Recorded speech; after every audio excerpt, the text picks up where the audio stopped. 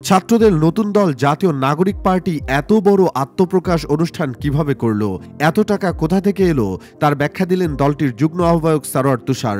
সম্প্রতি দেশ টিভির একটি টকশো অনুষ্ঠানে উপস্থিত হয়ে তিনি বিষয়টি নিয়ে কথা বলেন। উপস্থাপকের প্রশ্নের জবাবে তিনি বলেন, আমাদের সমাবেশ তো আরও বড় হতে পারত, অর্থের অভাবে আমরা তেমন বড় করতে পারিনি। উদাহরণস্বরূপ বলছি, রাজশাহী থেকে 40টি বাস আমাদের সমাবেশে আসতে পারত। আমরা তখন তাদেরকে বললাম যে বাসের সংখ্যা কমিয়ে 25 করুন, কারণ আমাদের কাছে আসলেই টাকা নেই।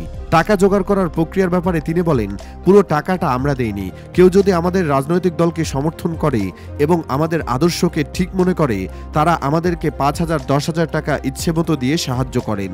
আমাদের কেন্দ্রীয় সদস্য 187 জন, তারা প্রত্যেকেই কিছু না কিছু আয় করছেন।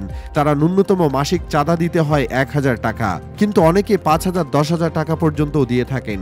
সেই সাথে আমরা প্রচুর টকশোতে যাই, আর এটি আমাদের দলের নিয়মের মধ্যে পড়ে যে টকশো থেকে আমরা যে পরিমাণ আয় করব তার অর্ধেক টাকা আমাদের দলকে দিতে হবে।